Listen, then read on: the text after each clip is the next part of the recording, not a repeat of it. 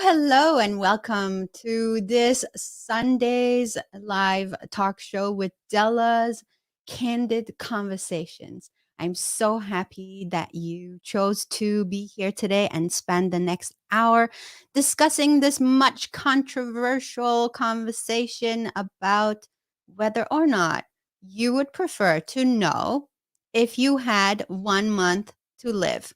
We'll be right back.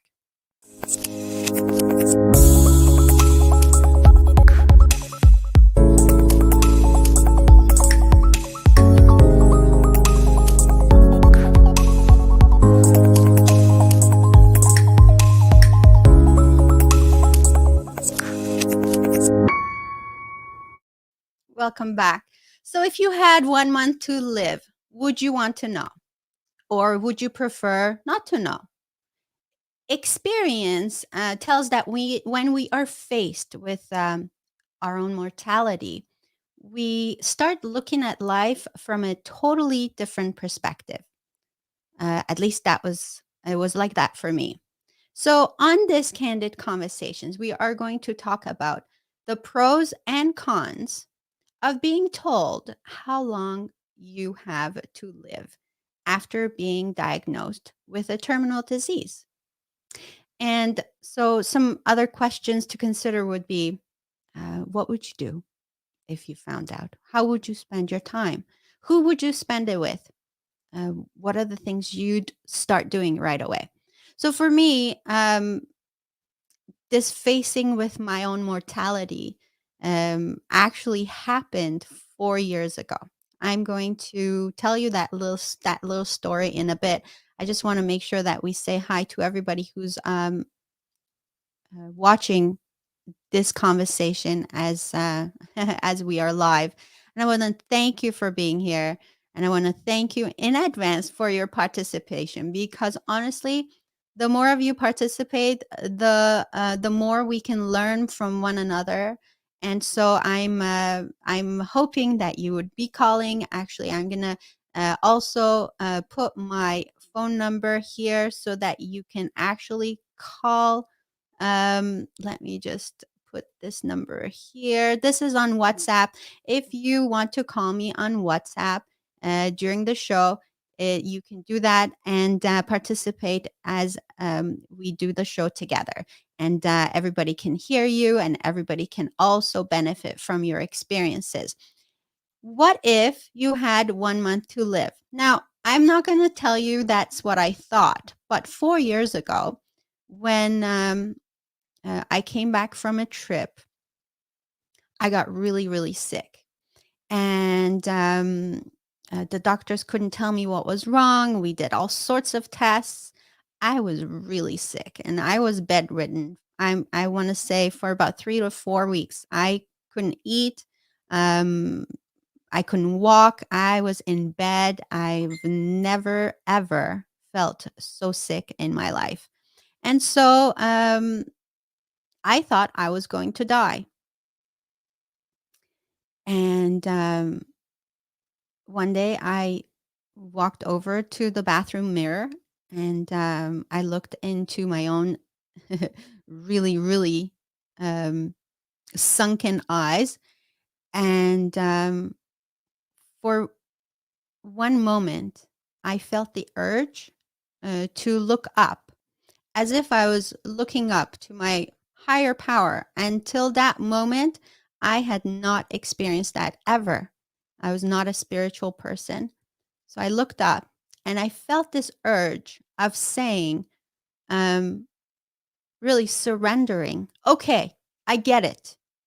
I get it. I may actually die. What am I supposed to learn from this lesson? And so it was until that moment that I really thought, okay, this might actually happen. I might actually die really soon because I have no idea what this is. And so if I die, um, am I in peace with this? So that was my experience. And that was my point of awakening. I call that my my spiritual awakening. That was the moment I decided that I am no longer going to waste a moment of my life. And that was my lesson. Um, but that's not for everybody, right? Not everyone looks at this the same way. And so I was lucky that I didn't die. I was lucky that that wasn't my time. Uh, the reason I picked this conversation today is because one of my loved ones in my family, in my extended family, has been diagnosed with a um, 4 cancer. And the doctors have told this person that time is limited. And so I was thinking, what are there pros to this? If not, what are the cons to this? Why do doctors feel like they have to tell the patients um, how long they have to live? And I thought this would be a really good conversation. I put this on Facebook and I got a lot of comments from you. So I'm so glad that you are here joining me. I want to make sure I go through the comments. And if you are here watching, please do leave a comment so I know you're with me here.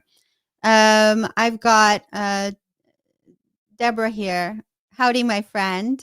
And Deborah says, I don't care either way because I've always lived my life like it could be my last. And this, wow, what a fabulous philosophy this is, Deborah. Um, Stephen, got your voicemail. Oh, Stephen, I will.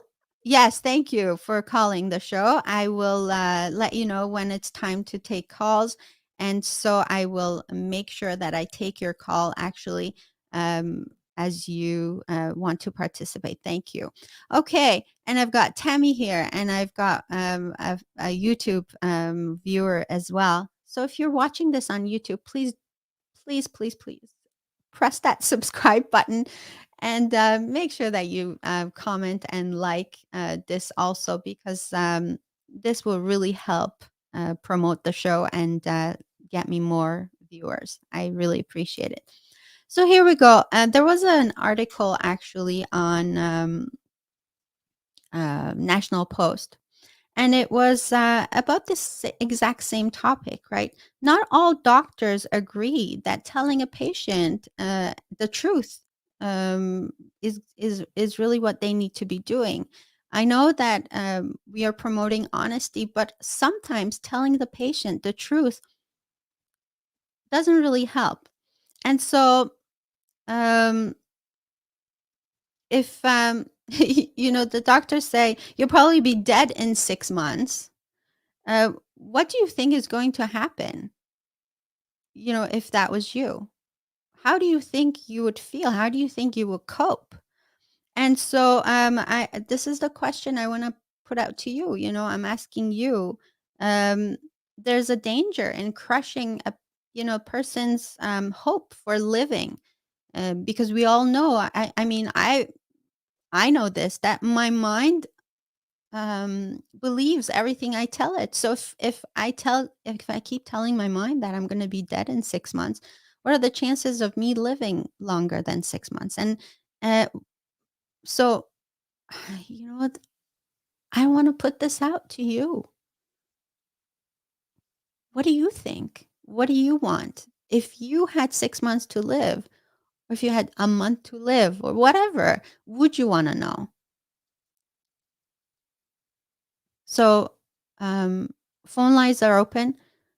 you can call me on WhatsApp at 1-647-283-6571. You can also try calling on Messenger. I have never actually used Messenger on this show to see if I can take phone calls on Messenger. But yeah, call me during the show. Now, hmm, let's look at some pros, shall we? Okay. Let's say, doctor says you have a month to live. And so, what are some positives that could happen from this sort of honest conversation? Okay, I'm thinking. Okay, first, okay, hold on 1 second. Somebody's calling. I'm going to answer this call.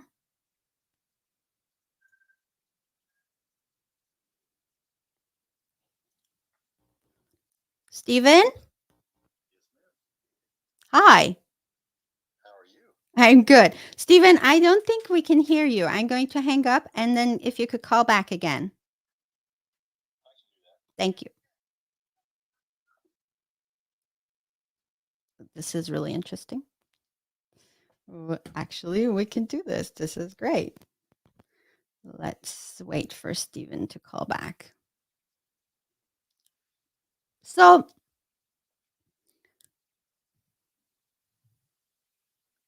we're waiting for you, Steven. Yes, so some pros, right? Oh, there he is. Thank you for calling back.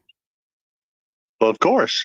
Can you hear me now? I can hear you. I would like our some of our viewers to drop a comment in the box that they can hear you, but I can hear you just fine.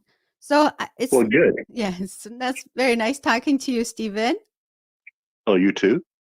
So I always enjoy your show. I really appreciate you commenting and always sharing your experience during the shows. It's very nice to finally talk to you. Well, like the message I sent you, I really don't expect you to respond to every comment. It's just when I get something in my head, I have to get it out. Well, I try my best to go through all the comments. I do appreciate it, but it's not expected. Oh, thank you very much.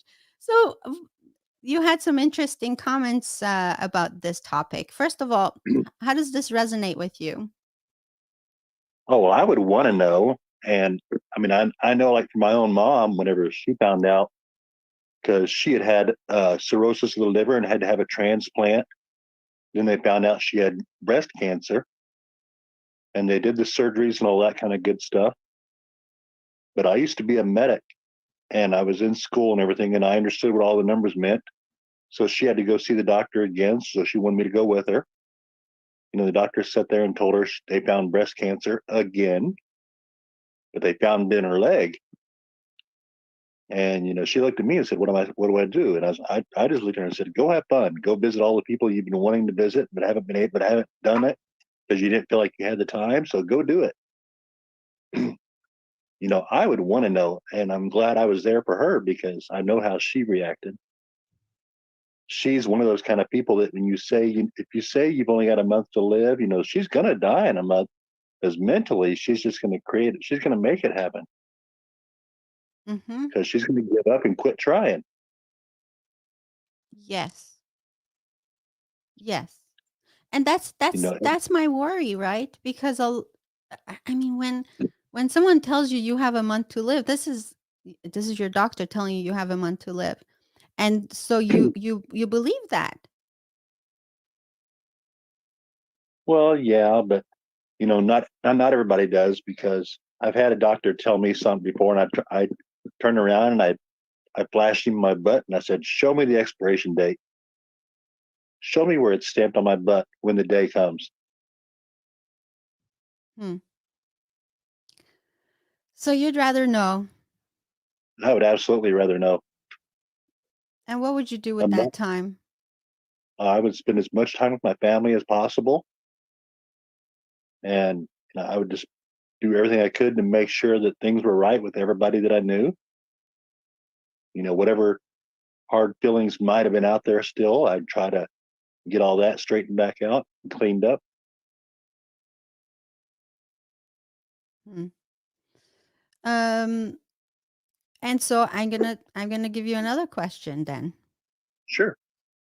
So why wait?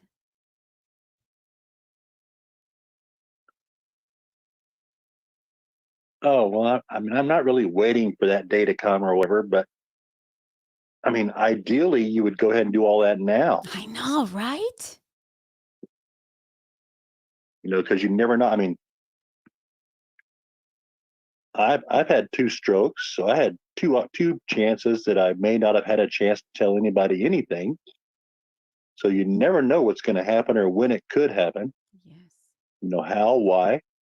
There's thousands of people all over the world every day that get up and go to work and everything else, and they fully expected to come back home, and they didn't make it. Yes. Yes. So yeah, there's no reason to wait. There's no reason to wait. I know. And we know that, right? We know that. Like, I mean, I could anything at any moment could happen and it's done. Yeah, Nobody has I mean, not everyone has a set expiration date. I don't think anyone does. But yeah, but somehow we keep postponing things. yeah. Well, people spend too much time worrying about stuff, and half the time it's not even their business to even worry about. I mean, like with my story that I sent you, Yes. I spent many, many years hating my father. But then after I finally took the time to sit down and talk to him and relax a little bit and have a discussion, I found out that a lot of the memories that I thought I had weren't actually mine. They were my mom's. Yes, she was bitter and, she'd had a right to be, but a lot of those memories and things that happened weren't even mine, actually. They were hers. Isn't that It wasn't, interesting? it was not my burden to carry. Mm. Yes, and you went through that forgiveness process. Well, yeah. And now I've got two sisters I would have never known before, and I got an uncle I would have never known before if I Yes. hadn't taken the time to talk to him. Mhm. Mhm. Um, thank you, Stephen. Sure, anytime. It was very nice having you on here. This is really cool. I really like this whole technology thing, don't you? Yeah. Well, just so you know, I'm calling through Messenger, so it does work. So it does work, people. If you're watching this on Facebook, it does work on Messenger. That's perfect. Thank you, Stephen. Absolutely. Have a blessed day, my friend. Oh, you take care, dear. Okay, bye-bye. Bye bye.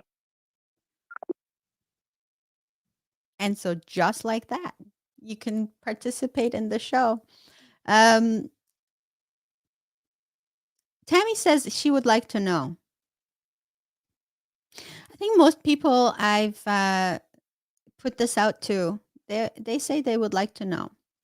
Um, well, is there any moment, is there any circumstance that you can think of that knowing would not be helpful? Um, what if this person is, in I don't know, they're really older and they're very weak and they're already not doing well and emotionally and mentally. What if that's the case? Do you think they should know? um I don't know. I feel like it is so dependent on whether or not this person is mentally strong. I mean, so many things go into. Um, it's a very delicate subject, right? So I mean, so many things could affect this. Um, I mean, you can have someone who is so mentally tough, and they as soon as they hear the news, and I've heard this so many times before. People have been given 6 months to live, and here they are 10 years later, just thriving in life. I think I saw a comment from Deborah on this, but so that person says, "No, there's no way. I'm not taking this diagnosis. Um, I'm going to do everything I can to heal myself." And so, regardless of whether you think that, um, you can help me or not, I'm going to help myself. And here they are, 10 years later, thriving, right? Um, so, I'm going to read some of these actually these notes that I've made. Okay. So some of the pros, and I think, I don't know, you tell me if you agree or not. Um, so some of the pros to recognize here, right? So if you know your time is coming, your ticket's expiring, maybe it's good that you have time to reorganize a more practical bucket list. We all have our bucket list, the things we want to do, the places we want to go, those things we want to write, and those things we want to accomplish.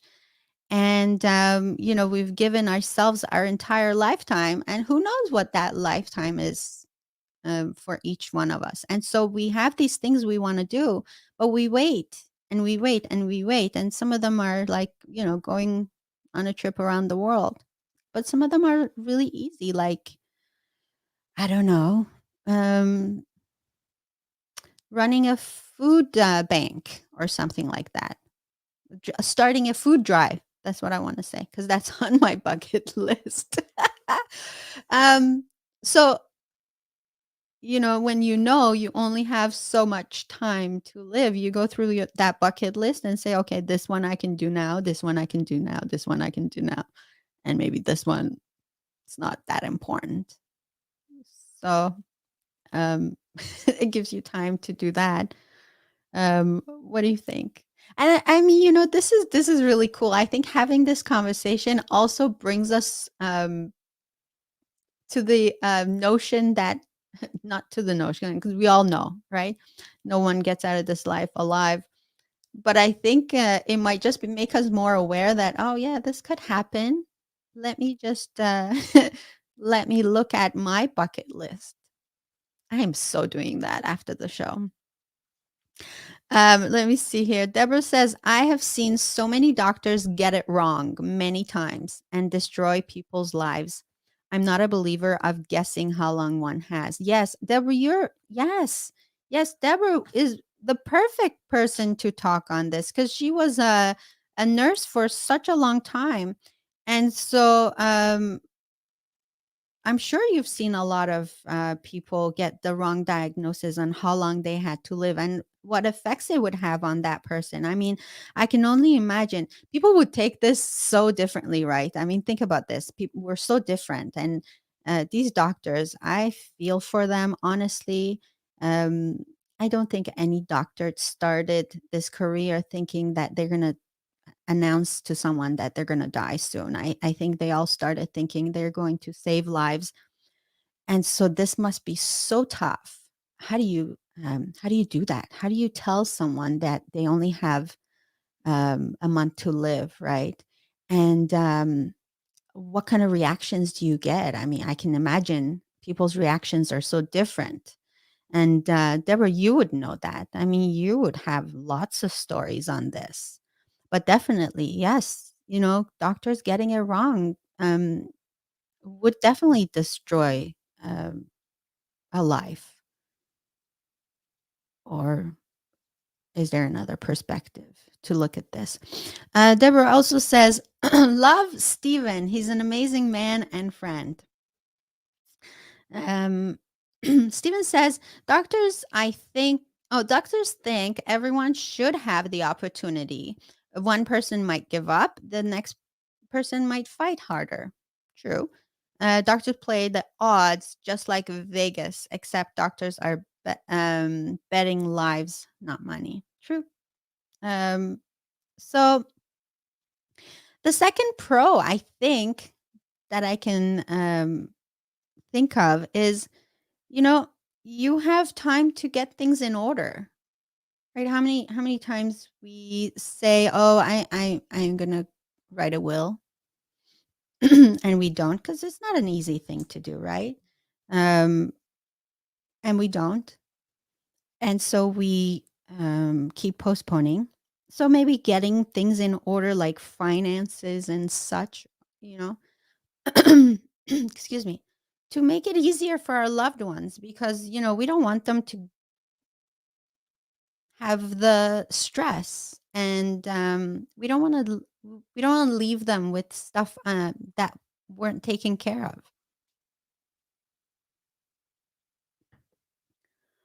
of. Are your finances in order? I'm just putting it out there. Do you have a will? It's really important. I don't know about you, but writing a will was one of the hardest things I I did. I'm telling you. And these lawyers they ask you these difficult questions, like really difficult questions, and sometimes I mean, it's hard to answer those questions. But do you have a will? Because it's very important.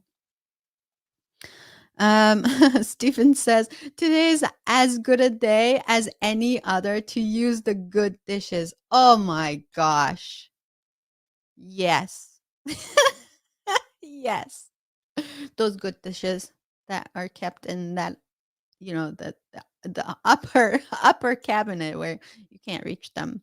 You gotta actually use a ladder to go up there and get them, because they're for special people. Right? Get them out there. Oh my goodness. Okay, let me see if I felt like a call came in. um so the third pro that I can think of, and some of our viewers have already touched on that, making amends, right? um, Making amends to those people that maybe, you know, something happened and it just seemed so, um, grave at the time, but right now, looking at how much time you have, it's not so important anymore. It's not so important in a whole scheme of things. And making amends would mean that you leave, um, knowing that you are, in peace. I think that's really important. Um, so you have time to make amends, right? Um, how about being able to prepare yourself mentally, and, you know, prepare yourself to accept the fact that, yeah, this is happening. Can I just I mean, I wanna say this, and I don't know how you feel with dying. I For a very long time, I was so afraid of dying. I would play these scenarios in my head of, me dying, and then I would be so afraid. I would really, get upset. I would even cry because the idea of leaving, the idea of death was really scary to me. I think over time I have come to terms with this idea that, you know what, it is a part of life, um, and it's a sure thing.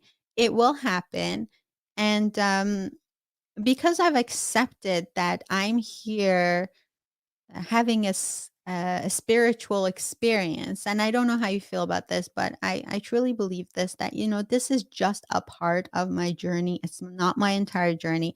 And so I've come here to experience this physical sensation. And then when my time is up and when I've fulfilled all my lessons and accomplished the things I wanted to accomplish, you know, I'm talking now spiritually, um, that it is time to leave, right? It is time to go. And so ever since I've come to accept that or to accept that philosophy, it's not as hard for me to deal with the idea of death. So I think it has helped me a lot.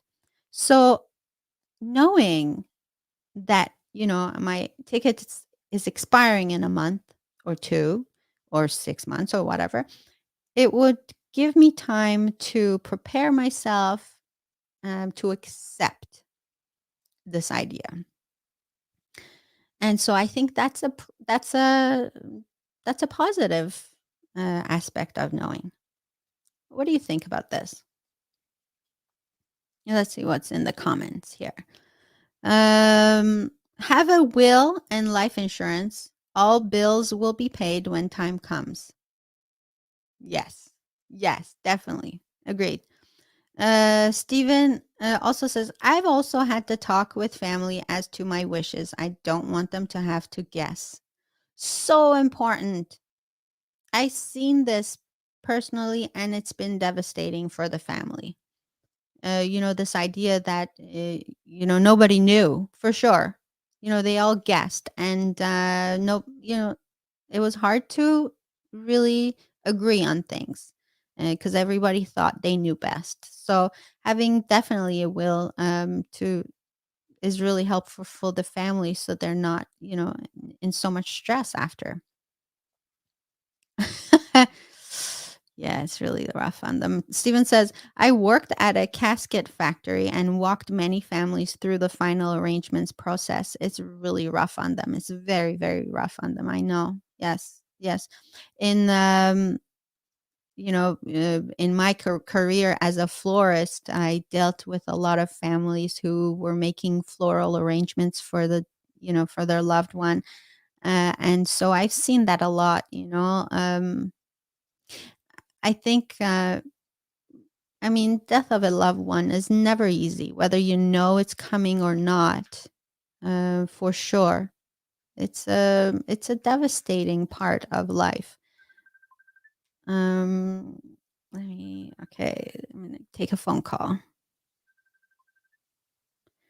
Thanks for calling Candid Conversations with Della. I lost her. Let me get it back here. Hold on. I'm calling you, Deb.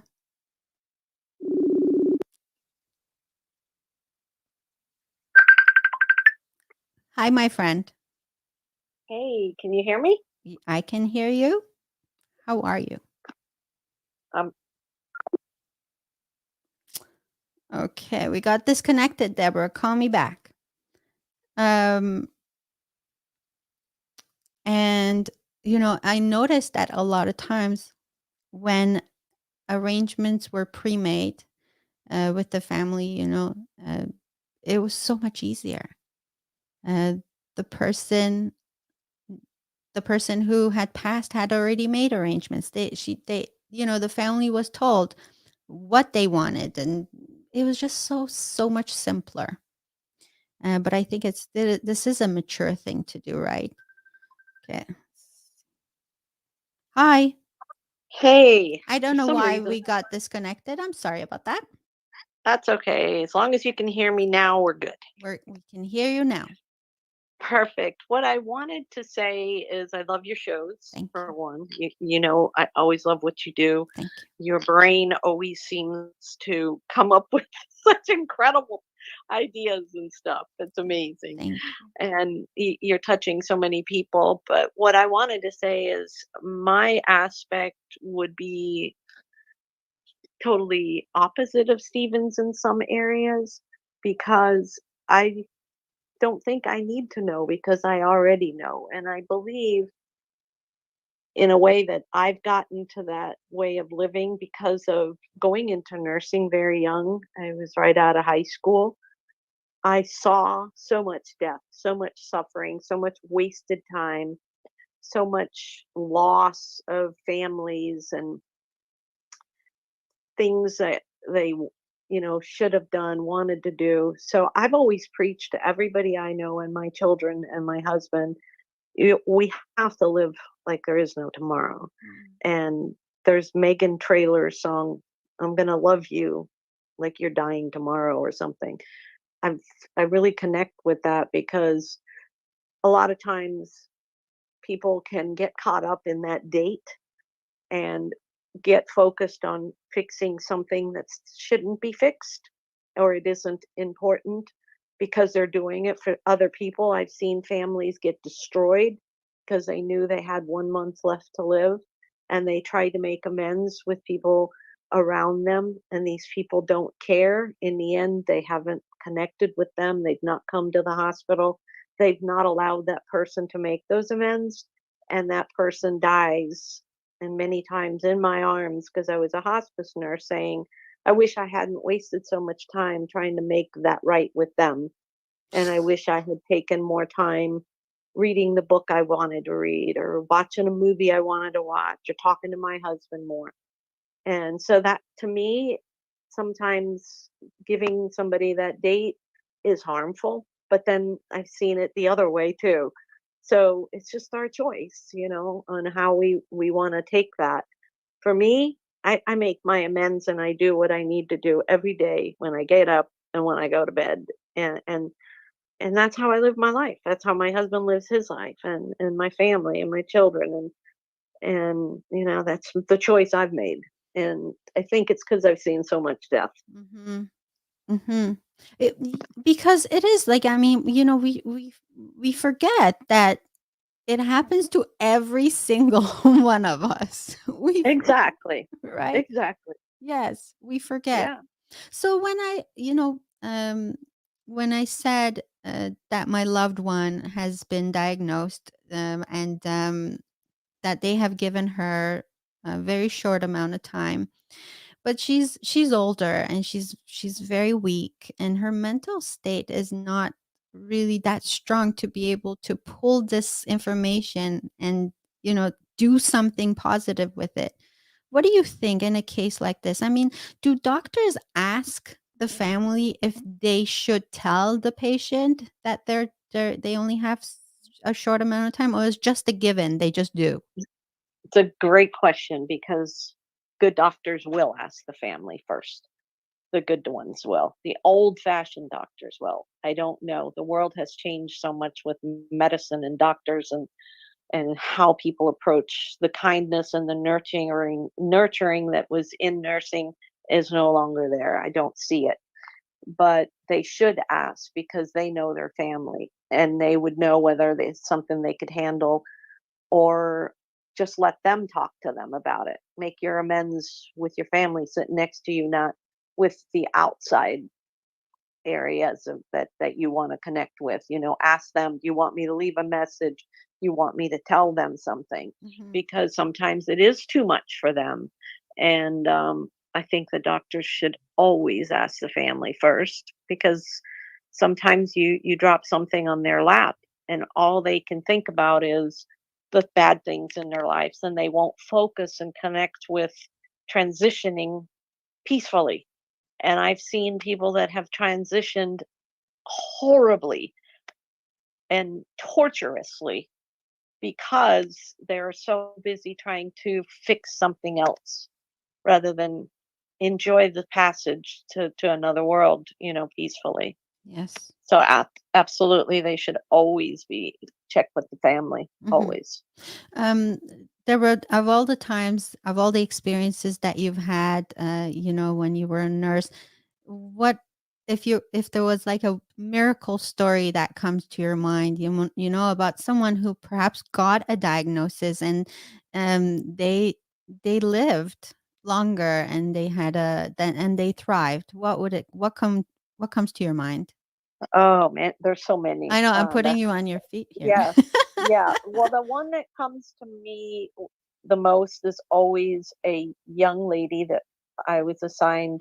She was a royal, from the royal family in Iran, and she had come to Port St. Lucie, where I used to live, and visited, and they went to Disney World and stuff, and she got in a car accident while they were there. She was 16 years old, and the doctors would tell the family that there was nothing to be done because the patient was basically comatose, not brain dead, mind you, but comatose, and they didn't foresee that she would wake up, because once your body starts to um, contort in, and your muscles tighten up, you can pretty much say that that person has lost a lot of their brain capacity.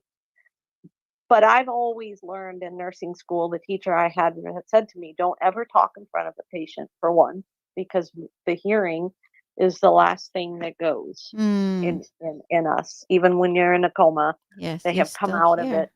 They come out and they say they remember. Wow. This young lady, the family did not hear what the doctor said. They heard it, but they said only their God would know when this young lady, and they talked to her. They sang to her. They did her hair and her nails, and they put the glitter nail polish on that she enjoyed, and the music, the American music. They used to say there were so many American songs she loved, and I would always tell all the nurses that would go in there, act and talk like that young lady's hearing you.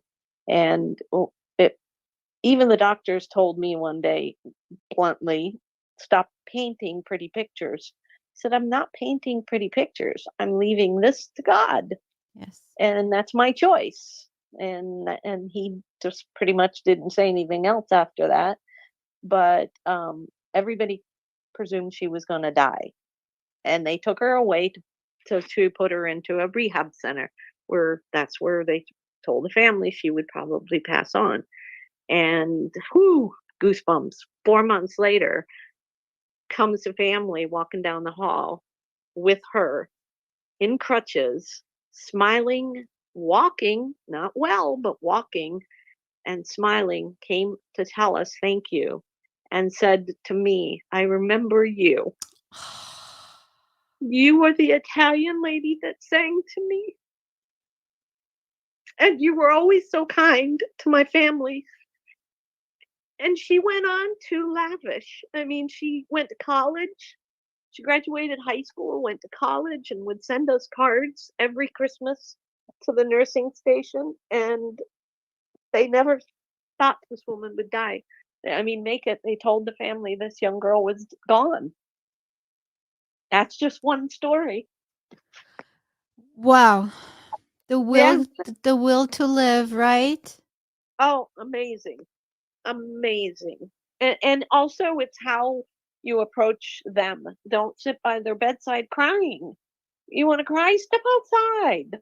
If you want to Yes. say you're sad and you're worried, let them know you're sad and you're worried, but don't give them so much that they can't handle. And when you're crying, they're trying to feel your grief as well as their struggle. And never ever talk to patients that are, in a coma at the bedside. If ever, that's the biggest thing I could always say. If a doctor comes in, or a nurse, or anybody, tell them to get out and talk in a hallway. Because they can hear you. Oh, yeah. I've heard Yes. so many stories where they've said, oh my God, I remember hearing this. And I was so scared when the doctor told my mother this or that, and I'm like, shameful, shameful. We never should do that. We learned that 101 in nursing school. The hearing is the last thing to go. Um, Deborah, knowing what you know now, if you were a doctor and you found out a patient is diagnosed severely and that only has a certain amount of time, what would you do? How would your Uh, approach be? my approach would be that they are critical, and that it is a very serious condition that they're in. And normally most people don't make it, but it is not up to us, because medicine can only diagnose. We can't really give you an exact time, because it's all in the will of God and the spirit of the person, and if somebody doesn't believe in God, there's something they believe in. But it's the spirit and the fight in that person. I've seen people that shouldn't have made it, even elderly people. A lady that was 92 years old, and they told her she would never walk, she would never dance. She was a dancer all her life, and she wanted back surgery, and they told her not to do it. Just, at least she could be in a wheelchair. She said, "That's not life. God will take me if I'm supposed to be taken. I want this spinal surgery."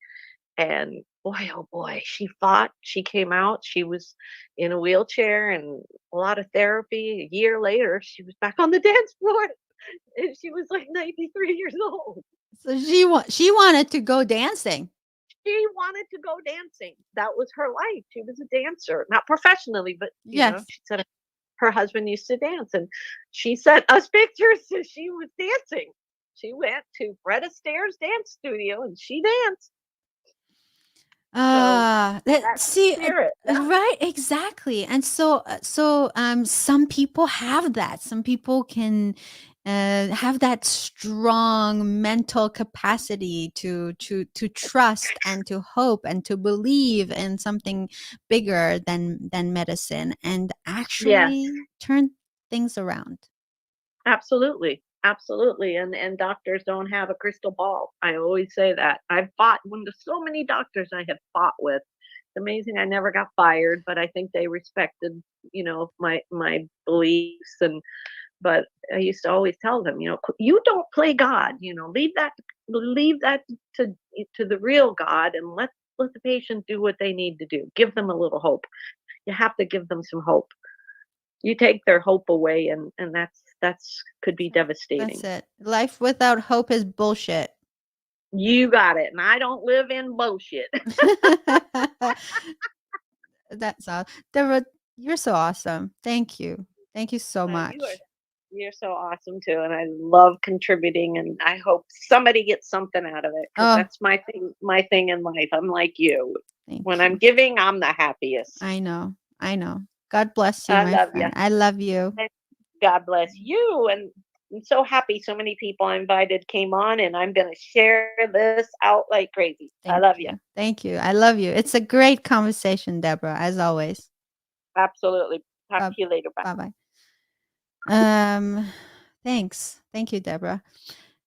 Just to let you know, if you're watching this, you can contribute to the show by calling on Messenger, Facebook, or the WhatsApp number that's scrolling by.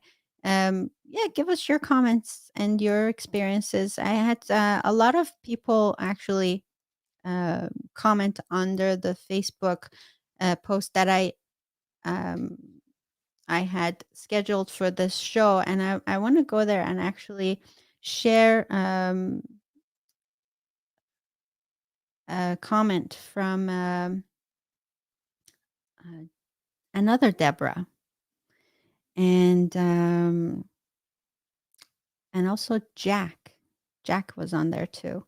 So Deborah, Deborah B uh, said, I know all I need to know. There are many things I have learned living on the fringe of death and suffering.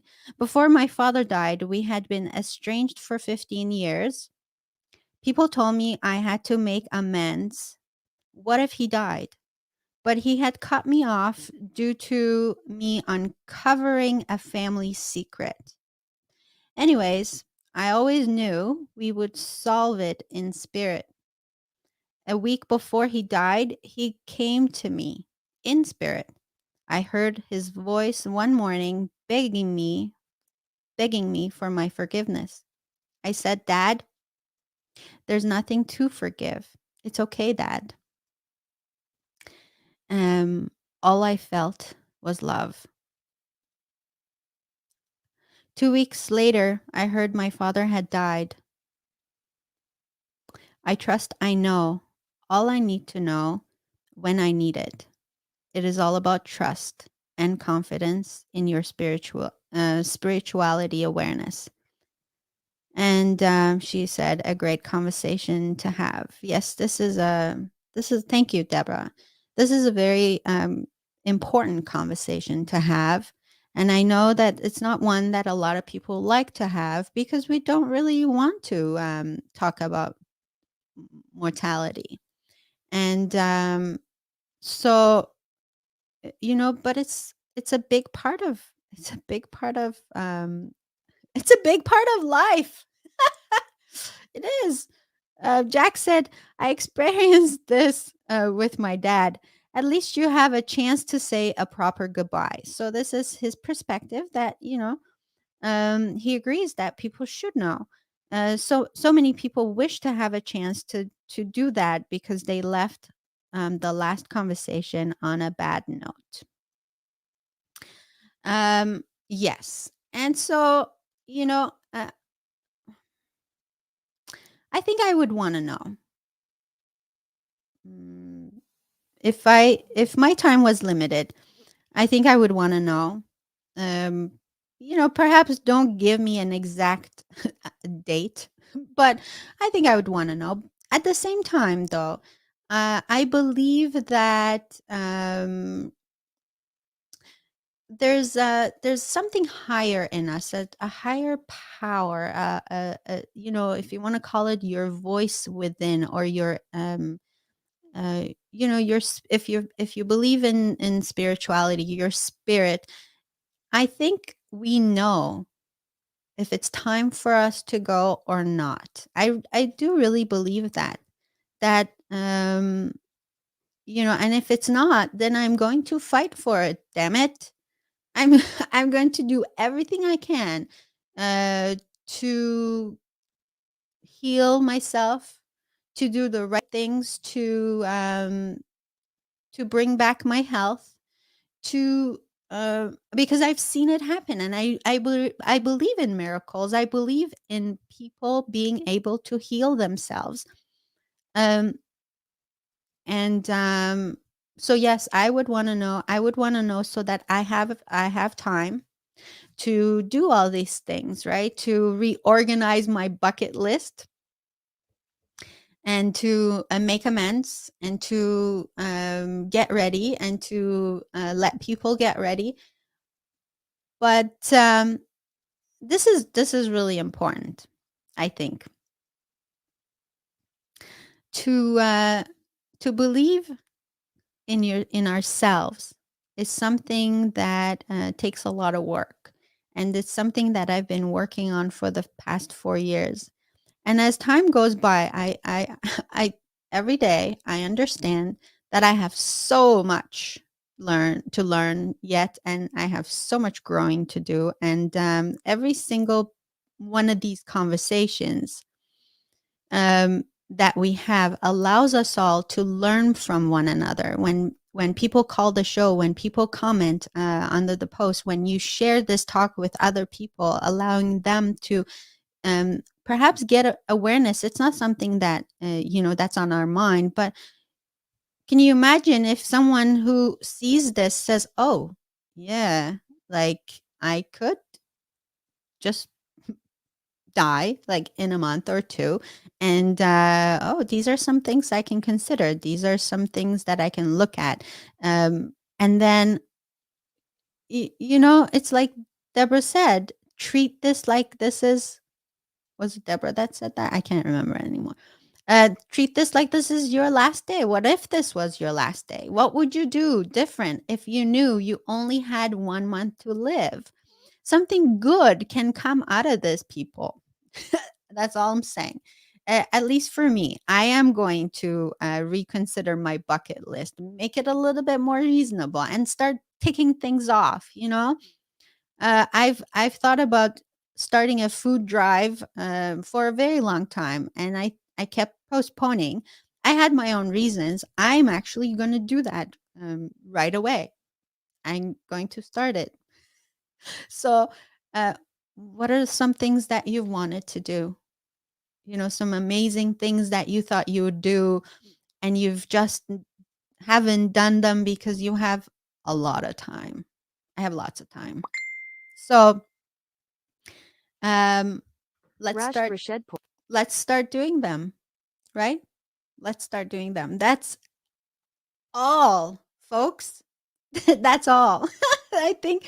I think if anything, that is going to come out of this talk today. If the only thing that comes out of this talk today is let me start treating today like it's the last day I'm gonna have left. Oh, we'd have such different lives. I like that philosophy. Okay, let's see here if there's anything else that I've missed. Uh, Deborah S says, love Deborah B. She's incredible. I do too. And Stephen says, you can't control other people, but you need to try to release any frustrations you have. You can't control other people, definitely, but you need to try to release any frustrations you have. I don't know. I'm not clear on this. Uh, Deborah, thank you. She says, incredible show. As always, thank you so much. Stephen says, over a 5-year time frame, my grandfather was given a year to live several times. Yeah. So how did he use that 1 year every time he thought he only had 1 year? Because that's really important. And yeah, start using the good dishes. Steven says, I agree. Let's start using the good dishes. Uh, let's not leave them for the day. Um, oh, for that special day. That special day is right now because this very well be the very last day. We just don't know. And so this is not a morbid talk, people. This is just to bring awareness. And so our whole perspective changes if we think I'm that's it. I only have a day. What if I only had 1 day left? What would I do different? So much to think about. Deborah says, start saying I love you more. Yes. Start saying I love you more. To the people around you. Yes, start smiling more. Start enjoying what's around you more. There's so much beauty in just all around us. I swear, right now with the fall, Canadian fall is beautiful, especially in Ontario. If you've never um, been to Ontario, look up on Google, look at some pictures on Google. We have beautiful fall. And you see the colors of the leaves changing, and I have a beautiful red tree right now outside my door, and the shades of red in this tree are amazing. And so the little things that could bring so much joy into our lives. And my thing is, live with just a little bit more joy today. One thing I heard from somebody was, how am I going to make this a better day um, for not just me, but for everyone? Darn it. I think it was my husband who said that. Um, how could I make this a better day for everyone? And so, oh my gosh, if we could just ask that question more often. Ah, what a world this would be. Well, our time is up. Thank you so much for joining another Candid Conversation. Um, I so appreciate being here. I so appreciate being able to have controversial conversations like this. It just because it allows us to grow and it allows us to see things from different perspective, and that's what's important, right? That's how we learn from one another. So I want to thank you so much. Um, all of you for being here. Deborah says we need a part 2 of this. Definitely. These conversations can go on forever.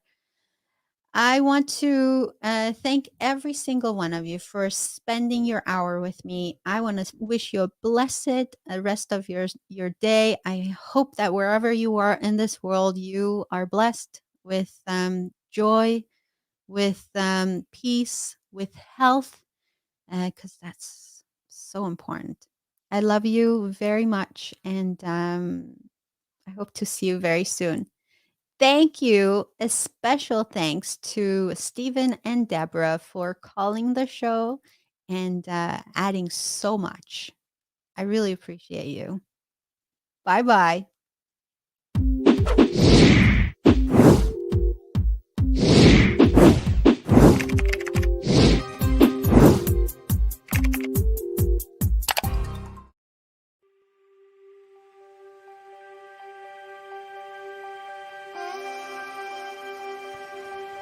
Every single person in this world has a story to share. Your story is your superpower, and it's unique to you.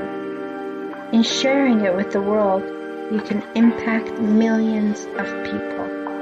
If you keep it to yourself, you are doing the world a disservice. This is Dela. I'm the host of Dela's Voice, and I help you share your superpower with the world.